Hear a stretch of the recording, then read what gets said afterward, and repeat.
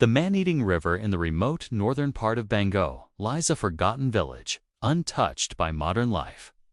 Dense bamboo groves surround it, and on the eastern edge flows a river called Karnasundri. On the surface, it appears calm, almost beautiful. The moonlight glistens on its black waters, and mist floats above it at night.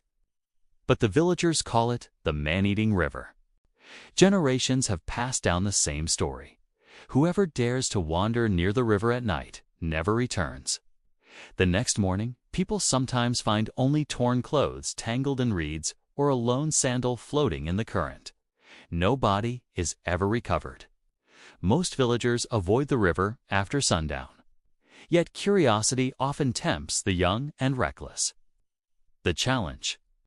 One full moon night, 3 friends Shuvo, Raju, and Milan decided to test the legend.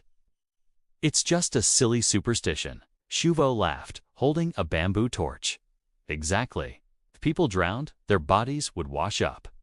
"Ghosts don't exist," Raju added. But Milan hesitated. "My grandfather said he saw faces in the water, eyes staring at him." They mocked him until he agreed to join. Together, the 3 walked to the riverside, their torches cutting through the mist. The first signs the river was strangely still that night.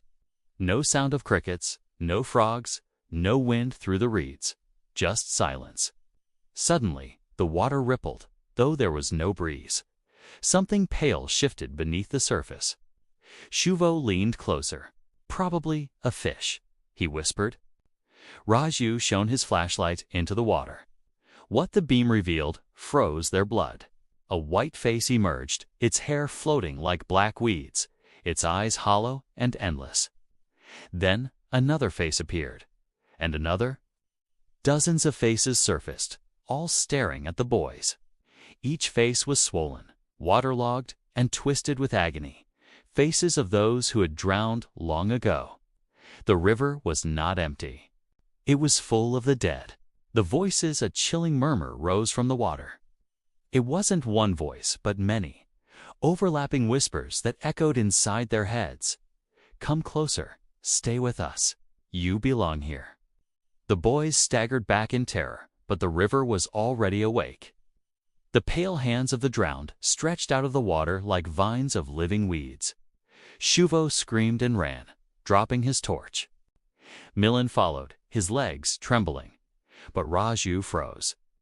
His flashlight shook in his hand as he watched the hands reach for him. The pull before he could react, something cold and slimy coiled around his ankle. He cried out, clawing at the ground. Milan tried to grab him, but another hand shot up and wrapped around Raju's wrist, dragging him toward the water. "Help me!" Raju screamed. His voice pierced the night, but within seconds he was yanked under. The last thing Shuvo and Milan saw was his terrified face vanishing beneath the rippling black surface. Then silence returned.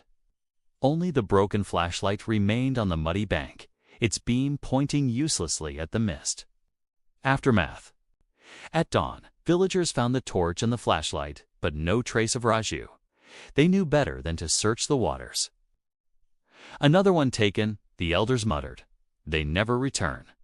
The river keeps what it eats." From that day on, Shuvo and Milan never dared to go near Karnasundri again. At night, when the wind was still, they swore they could hear Raju's voice calling faintly from the water. "Don't leave me here. Don't leave me here." And so the legend lived on. Karnasundri was not just a river. It was a grave. A hungry grave that feasted on the living. So if you're enjoying these creepypasta stories, be sure to hit that subscribe button. Now, this story comes from a Reddit user. I hope I read this correctly. If not, I apologize.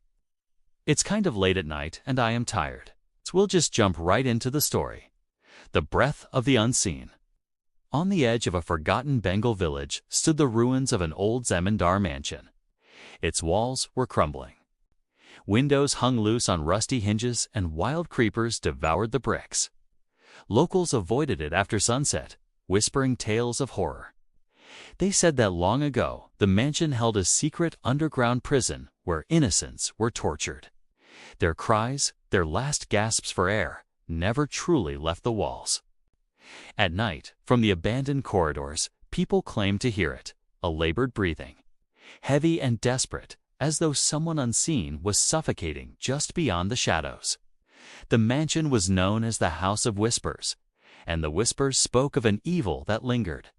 The dare, one humid evening, a group of college students decided to challenge the legend. Armed with flashlights and phones, they sneaked into the ruin after midnight. The moment they stepped inside, the air turned cold and damp. The smell of rotting wood and mildew choked their lungs. Bats flew out from broken rafters, their wings brushing past the boys' faces. Just an old building, one of them laughed nervously. But the laughter quickly died because suddenly they heard it. A sound close, too close. The sound of breathing, slow, harsh, wet, as though someone was standing right beside them in the dark. "Who's there?" one of them shouted, his voice shaking. No reply, only a deep, shuddering sigh that echoed through the mansion. The students tried to keep calm, to ignore the sound, but it grew louder. Then a whisper, raspy and ancient, drifted across the stale air. "There is no way out. You are trapped here, like us." Their flashlights flickered. One by one, their phones went black, drained of life. Panic rose as the darkness thickened around them. And with the darkness came the sound again. Not one breath, but dozens.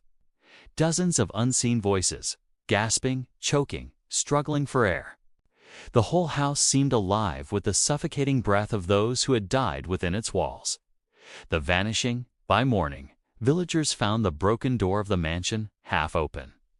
On the ground lay torn backpacks and a few empty phone covers. But the students themselves, gone, not a single trace. The old mansion had claimed new prisoners, and now, on certain nights, when the wind dies and the moon hides, villagers swear they hear new breaths added to the chorus inside the ruins. The panicked gasps of those foolish boys forever trapped among the unseen. Thank you guys so much for listening to this episode of Creepypasta. If you enjoyed this story, be sure to leave a like. Also, if you have any suggestions for future episodes, please let me know. I love reading your comments and getting ideas from you guys.